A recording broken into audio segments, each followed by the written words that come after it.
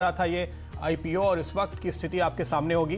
हमारे साथ प्रशांत पित्ती जुड़ेंगे इजी माई ट्रिप प्लानर्स के, आपको देंगे और ज़्यादा जानकारी कंपनी के बारे में।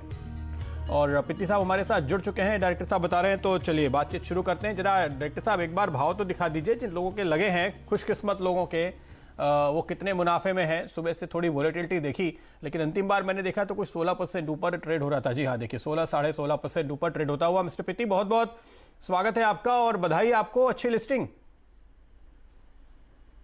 Thank you so much, thank you so much. तो अब लोग ये जानने की कोशिश कर रहे हैं कि यहाँ से आगे की तस्वीर क्या होगी। कोई गाइडेंस, कोई आपने जो टारगेट तय कर रखे हों अपने पहले वित्त वर्ष के लिए जो आप बाजार में गुजारेंगे, यानी FY22, जरा बताइए।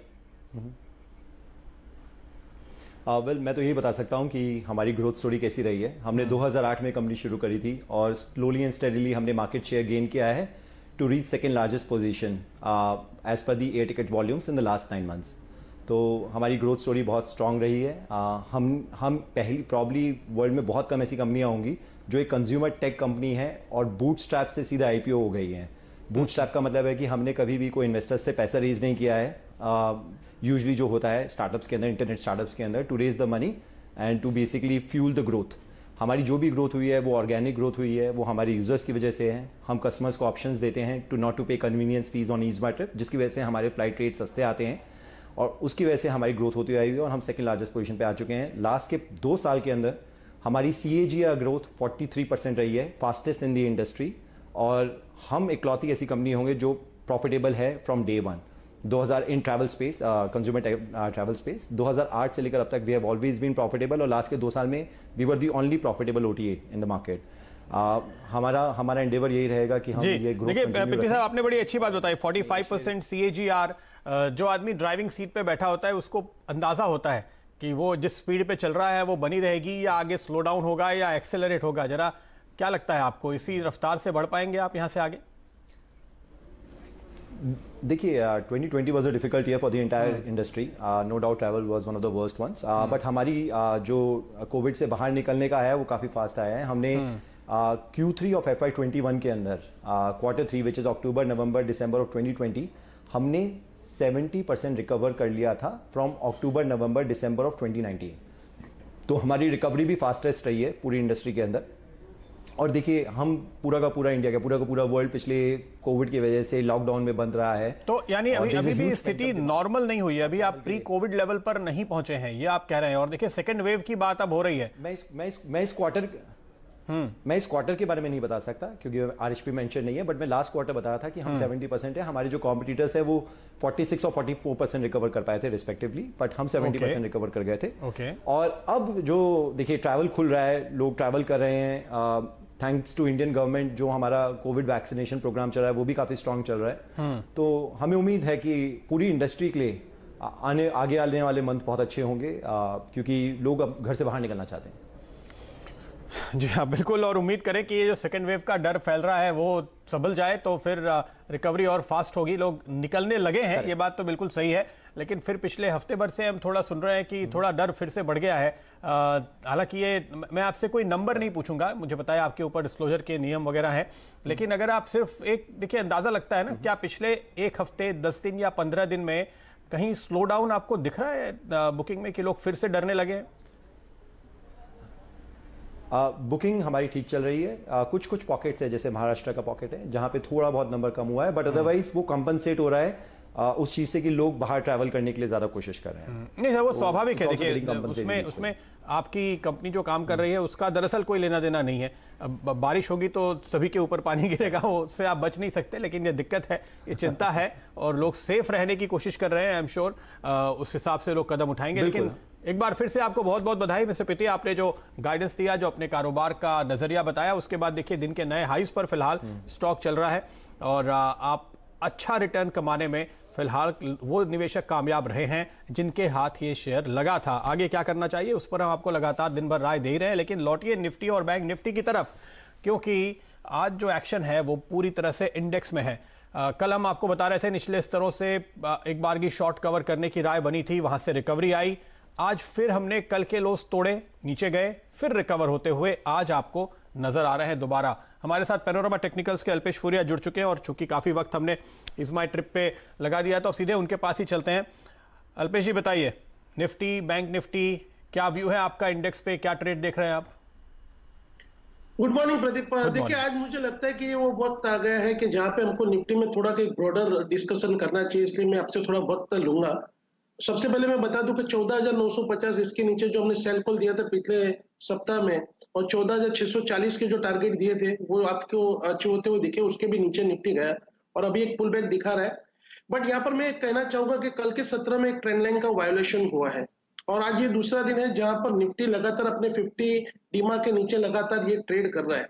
तो मैं समझ रहा हूं कि यहाँ पे ट्रेंड में जो है एक वीकनेस आ चुकी है। तो यहाँ पे ये जो पुल बैक आ रहा है, ये जो पुल बैक है, ये ऑन द अपसाइड में आपको और भी शायद से और भी अगर वर्ल्ड मार्केट का सपोर्ट मिले तो और आगे बढ़ सकता है। और ये पुल बैक करीबन आपको 14,700 से लेकर 14,800 की रेंज तक भी जाता हुआ देख सकता है। But that's provide you very good shorting opportunity. अगर आपके पास कोई लॉन्ग्स है तो आप उसके अंदर से भी निकल सकते हैं। आपका एक क्लोजिंग बेसिस का जो सपोर्ट, एक रेजिस्टेंस रहेगा या स्टॉप लॉस रहेगा, वो होगा 14,950 का। प्रदीप, ये जो ट्रेंड लाइन का वायोलेशन है, इसके साथ में अगर मैंने आपके साथ में एक पिक्चर भी शेयर किया था, वीकली चैनल जो मैंने बनाई है और वो मैंने शेयर की थी, अगर आप उसको दिखा पाए तो वो वीकली चैनल भी हमको बता रही है कि 14,400 डाउन द साइड में बहुत ही एक इंपॉर्टेंट लेवल से इसका बहुत महत्व है। अगर 14,400 के नीचे आप कहीं पे भी क्लोज हो जाते हैं, 6 सप्ताह की लो के नीचे आप क्लोज हो जाते हो, इसका मतलब कि ट्रेंड में काफी कुछ वीकनेस हो जाएगी और ये हमको इंडिकेट्स कर रहा है कि फिर ये जो रेंज है ये कहीं पे भी डाउन द साइड में शिफ्ट हो जाएगी। और ये रेंज में आपको समझा दूं कि 15,400 से लेकर 14,400, दूसरी रेंज जो आपका एक इंपॉर्टेंट सपोर्ट बन रहा था 15,000, तो वो 15,000 से लेकर के 14,000, और एक वेरी इंपॉर्टेंट सपोर्ट जो कल के सत्र में आपने तोड़ा और आपका ट्रेंड जो वीक हुआ, जहां पर बहुत बड़ा बुलिश गैप बना हुआ था 14,600, तो 14,600 से 13,600। In short I want to tell कि 14,400 के नीचे जैसे ही आप क्लोज हो जाएंगे तो डाउन द साइड में 14,000 और 13,600 तक की डाउन साइड आपकी ओपन हो जाएगी। इसीलिए मैं कह रहा हूं कि यहां से अगर कोई भी पुल बैक आता है 14,700 से लेकर 14,800 की रेंज तक का भी, तो आपके जो भी लॉन्ग से एक बारी के लिए आपको एग्जिट होना पड़ेगा, या आपका जो स्टॉप लॉस रहेगा 14,950 का। अब ये मार्केट चूंकि हायर लेवल में एक आपको एक डिस्ट्रीब्यूशन की फॉर्मेशन दिखा रहा है, तो अगर इसको ऊपर जाना है तो फिर से कुछ एक बड़ा सा एक्यूमुलेशन करना पड़ेगा, एक बुलिश फॉर्मेशन लोअर लेवल में बनानी पड़ेगी, जिससे हमारा कॉन्फिडेंस बढ़ेगा कि हम जाकर के बाजार में खरीदारी कर सकते हैं। तो अभी अग्रेसिव होकर खरीदारी करने का ये वक्त नहीं है। ऐसे स्टॉक खरीदे जहां पर आपको लगता है कि बहुत ही गिरावट आ चुकी है, जहां पर एक वैल्यू बाइंग बन सकती है। जरा वेट कर लीजिए, आपने जो चार्ट दिखाया ना, मैं एक बार दर्शकों को बता दूं ताकि उनको अगर कोई कंफ्यूजन हो तो दूर हो जाए। देखिए, सबसे पहली बात अल्पेश जी कह रहे हैं, ये जो लाल रंग की आप लकीर देख रहे हैं ना, ये ट्रेंड लाइन है जो पिछले साल मार्च में कोरोना के वक्त के बाद आपने जो पहली रिकवरी देखी थी, उसके बाद एक बहुत ही इंपॉर्टेंट बॉटम था जो सितंबर में बना था। तो वो सितंबर से लेकर अब तक की ट्रेंड लाइन थी जिसको हमने कल तोड़ दिया है। इस लिहाज से यहां पर 14,400 के नीचे आपको गिरावट दिखेगी तो वहां पर शॉर्ट बनेगा, या फिर अगर कोई उछाल आए और हम इस ट्रेंड लाइन को रीटेस्ट करें ऊपर की तरफ, या ऊपर मूविंग एवरेज क्लस्टर है उसको रीटेस्ट करें 14,700 750 के आसपास, तो वहां अल्पेश जी बेचने का मौका देख रहे हैं। अच्छा, यहां पर उन्होंने आपको 2 टारगेट बताए हैं नीचे की तरफ। पहला, ये वीकली चार्ट पे जो चैनल है इसका निचला स्तर है जो 14,000 पे आता है। दूसरा, मैं आपको ये डेली चार्ट पे दिखा दूं, ये जो पीले रंग की एक बैंड बना हुआ है, एक ऊपर लकीर है जहां पे आप एक डबल टॉप बनते हुए देख रहे हैं, और एक नीचे जो पीली लकीर है वो आती है 13,600 पे, जो इनका सेकंड टारगेट है।